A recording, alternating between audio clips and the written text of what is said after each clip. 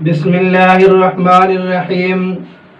سامعین محترم، سورۃ الملک پارہ نمبر 29، اللہ رب العزت ارشاد فرماتی ہیں، الذی خلق الموت والحیاۃ لیبلوکم ایکم احسن عملا، جس کا معنی اور ترجمہ یہ ہے کہ اللہ رب العزت وہ ذات ہیں جس نے موت اور زندگی اس لیے پیدا کی تاکہ وہ تمہیں آزمائے کہ تم میں سے کون عمل میں زیادہ بہتر ہے، کون عمل میں زیادہ بہتر ہے۔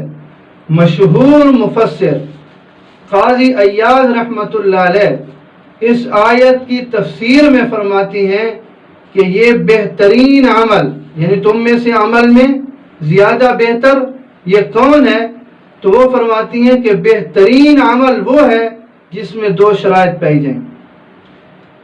نمبر 1، وہ کام جائز ہو۔ نمبر 2، اسے اخلاص نیت کے ساتھ سر انجام دیا جائے۔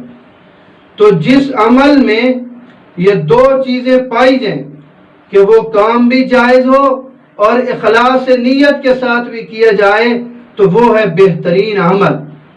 لہذا کوئی بھی ناجائز کام خواہ وہ کتنے ہی اخلاص کے ساتھ کیوں نہ ہو وہ ناقابل قبول ہے، اگرچہ وہ اخلاص اس میں پایا جاتا ہے، لیکن پہلی شرط کہ وہ کام جائز نہیں ہے، اور ہم نے کہا کہ وہ کام جائز ہو تو لہذا ایک شرط اس میں نہیں پائی جا رہی، تو اس لیے ناجائز کام چاہے کتنے بھی اخلاص کے ساتھ کیا جائے تو وہ قابل قبول نہیں ہے۔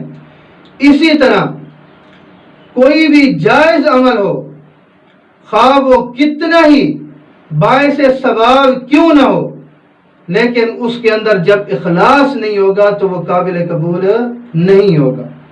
تو کام جائز بھی ہو، اخلاص نیت کے ساتھ بھی ہو تو وہ بہترین عمل ہے اور اللہ کے ہاں وہ قبول ہوگا۔ جس کام میں جواز نہ ہو یا جس کام میں اخلاص نہ ہو وہ کام مردود ہوگا، اللہ کی بارگاہ میں وہ قابل قبول نہیں ہے۔ اللہ رب العزت مجھے اور آپ سب کو دین سمجھنے کی توفیق نصیب فرمائے۔